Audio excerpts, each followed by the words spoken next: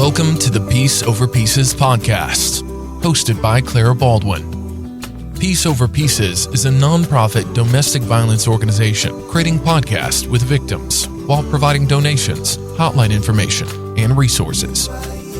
If you or anyone you know is in need of financial or emotional assistance related to domestic abuse, please visit our website for contact information. Now, without further ado, please enjoy the next episode.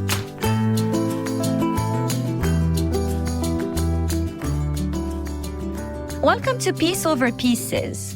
I'm Sofia Souiri, a coach therapist honored with an award in resilience coaching. I have dedicated my career to working with survivors, helping them to find strength and resilience in their journeys. I am here to talk about something important: domestic abuse and how it's shaped by different cultures. You don't need to be an expert to join this conversation. We're going to explore stories, coping methods, and how people find strength. This podcast is for anyone who cares about these issues and wants to learn more. So let's dive in and discover empowering resilience in domestic abuse. Domestic abuse is a global issue, but its manifestations, perceptions, and even responses can vary greatly across cultures. It's essential to grasp this complexity to effectively address the problem. I've worked with survivors from various cultural backgrounds, and I've seen firsthand how culture can influence their experiences and the support they receive. Now, let's explore the cultural nuances surrounding domestic abuse. Cultural influences play a significant role in shaping how individuals perceive and experience domestic abuse. These influences encompass everything from family honor and reputation, which can deter survivors from speaking out. In others, gender roles and power dynamics may contribute to the perpetuation of abuse. Understanding these cultural influences is vital for both survivors and those seeking to support them. It helps us tailor interventions and support systems that are culturally sensitive and effective. Now, let's transition to a crucial part of our conversation: coping strategies and resilience building. While we won't be sharing survivor stories in this podcast, let's focus on the practical steps and methods survivors and their supporters can employ to navigate the challenging journey of healing and empowerment. Coping strategies are like tools in a toolbox, and everyone's toolbox looks different. What works for one person might not work for another. Our aim here is to explore a variety of strategies so that you can find the ones that resonate with you. Let me share with you essential tools for healing and growth. Number 1, self-care. Survivors of domestic abuse often neglect their own well-being. It's crucial to prioritize self-care, which can encompass physical, emotional, and mental aspects. Self-care strategies can be setting aside me time, engaging in hobbies, and adopting a healthy lifestyle. Self-care is not selfish, it's self-preservation. Number 2, therapy and counseling. Professional support is often a cornerstone of healing. They are essential tools for survivors to heal and grow. Therapy provides a safe space for survivors to express their emotions and experiences and provides several benefits. Survivors can freely express their feelings, anger, sadness, and fear without judgment. This emotional release can be cathartic and help in processing trauma. Therapists help recognize the emotional and psychological impact of abuse. Understanding this is the first step towards healing. Therapy equips survivors with coping strategies to manage anxiety, depression, and post-traumatic stress disorder. These strategies are invaluable for regaining emotional stability. Domestic abuse leaves survivors with emotional scars. Therapy helps in trauma processing, and through therapy, they can achieve post-traumatic growth. where they emerge stronger and more resilient than before. Number 3, support network. Survivors of domestic abuse often find themselves isolated. Abusers employ tactics to isolate their victims, making it difficult to seek help. The reason why a support network is vital is that it provides survivors with a lifeline to the outside world, helping them to connect with caring individuals. Trusted individuals validate survivors' experiences. They confirm that what survivors have endured is real and not their fault. This is powerful and is a step towards healing. Number 4, legal assistance. Understanding legal options is empowering. Legal assistance empowers them to seek justice, protect themselves and their children, secure financial independence, and regain control over their lives. It's a significant step towards breaking free from the cycle of abuse and building a brighter, safer future. Number 5, empowerment through education. Knowledge is power. Number 6, setting boundaries. Establishing and maintaining personal boundaries is essential. Here are the steps to follow. Self-reflection, meaning understanding personal needs, limits, and what feels safe and comfortable. Clear communication is also key.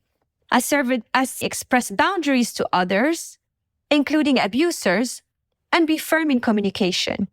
Maintain consistency in enforcing boundaries, and don't compromise on them.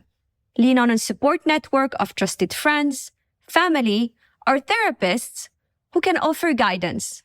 Prioritize self-care to reinforce emotional and physical boundaries, fostering resilience and empowerment. Number 7 are actually other tools that would be practices that promote mental well-being and inner peace. Mindfulness promotes relaxation and enhances overall well-being. Survivors become more attuned to their thoughts and emotions, allowing them to identify triggers and work towards healing. Mindfulness fosters a sense of empowerment by providing tools to stay present and make conscious choices, promoting recovery and resilience. These are just a few tools. Remember, healing is a unique journey, and there is no one-size-fits-all approach. My goal is to provide a range of options so you can find what works best for you or someone you care about. Now, let's talk about culture sensitivity and awareness in the context of domestic abuse. Understanding the diverse cultural backgrounds of survivors and the unique challenges they face is key to providing effective support. First, let's clarify what we mean by cultural sensitivity. It's more than just recognizing cultural differences. It's about embracing these differences with profound respect and empathy. It's understanding that there is no universal approach when it comes to supporting survivors of domestic abuse. Each cultural context brings unique challenges and perspective, as well as strengths. Why does cultural sensitivity matter? Understanding is not just a courtesy, it's an ethical and practical necessity. It's about dismantling the barriers that prevent survivors from seeking help, expressing their experiences, or accessing the support they need. It's recognizing that cultural factors can significantly impact a survivor's journey, influencing everything from their decision to report abuse to their ability to rebuild their lives. Let's explore real-world examples of cultural sensitivity in action. These examples are here to illustrate how understanding and respecting cultural nuances can lead to more effective and passionate support for survivors. In some cultures, traditional healing practices hold profound significance. These can include rituals, ceremonies, or the use of herbal remedies. Cultural sensitivities acknowledges the value of these practices, and recognizes that they are often intertwined with a survivor's sense of identity and healing process.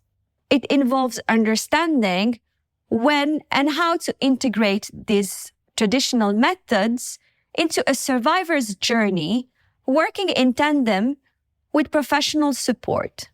By doing so, we honor survivors' cultural heritage while supporting their well-being.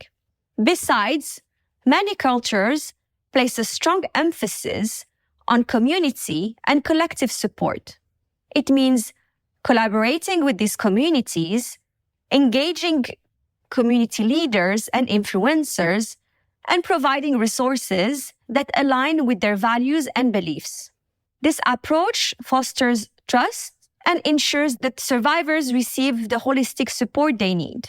These examples highlight the profound impact of cultural sensitivity. It's not merely about recognizing differences, but actively embracing and adapting our support systems to meet the unique needs from survivors from diverse cultural backgrounds. While as a coach therapist, I may not provide practical advice, my role or our role as coach therapist in creating awareness and educating others is essential. Awareness is another first step towards change. By understanding the dynamics of domestic abuse and its impact on individuals and communities, we can begin to address it more effectively. Why does awareness matter? Prevention starts with knowledge. By increasing awareness, we can empower individuals and communities to recognize the signs of abuse, provide support, and work towards safe environments. Okay, so how can we raise awareness for prevention? By recognizing the signs. Understanding the signs of domestic abuse is critical. Identifying these signs can make a significant difference in intervention and prevention. The role of education and outreach programs cannot be understated. At the core of prevention is promoting healthy relationships, encouraging survivors and bystanders to speak out is crucial. Breaking the silence can lead to early intervention and support. Survivors who share their stories play a vital role in raising awareness. Awareness is a powerful tool in preventing domestic abuse. Hopefully, this podcast has helped you have a better understanding of how you can contribute to awareness and efforts and why it's essential for creating a safer world. Empowerment means equipping survivors with the tools and acknowledging their strengths and resources that they need to rebuild their lives, regain control, and thrive. It's about acknowledging their strength and resilience. Empowerment is not a one-size-fits-all concept. It's a deeply personal journey, and it can take many forms. So let's explore how survivors can harness their inner strength and the support available to them. Empowerment is a key step in breaking the cycle of abuse. It helps survivors reclaim their lives, make informed choices, and build a future from violence. Rebuilding self-esteem is often a critical part of their healing process. It's a process of rediscovering one's experiences do not define one's value. Achieving financial independence is a significant milestone on the path of empowerment. It involves gaining control over one's financial situation, making informed decisions, and securing a stable future. Healing extends to interpersonal connections. Survivors may need to navigate complex emotions when rebuilding relationships with friends and potential partners. It's about setting boundaries, communicating needs, and fostering healthy connections. Empowerment often involves setting and working towards personal and professional goals. These goals can serve as beacons of hope and motivation, helping survivors regain a sense of purpose and achievement. Having a support network is crucial. It's about who uplifts and understands you. These networks offer emotional support, encouragement, and a sense of belonging. Many survivors choose to become advocates for change. They use their experiences to raise awareness, support others, and challenge the systems in order to break the cycles of abuse. Empowerment is what enables the survivors to take their lives back and is a testimony of their resilience. Before we wrap up this episode, I want to highlight that this podcast features testimonials from survivors who have found strength and healing on their journeys. These testimonials provide first-hand accounts of resilience, recovery, and empowerment. While we may not be sharing a testimonial in this episode, I encourage you to explore the previous episodes where survivors share their stories of triumph over adversity. These narratives are a source of inspiration, reminding us that healing and empowerment are possible. As we conclude today's podcast, remember that you're not alone. Seek support, connect with resources, and believe in your capacity to heal and thrive. Your resilience knows no bounds.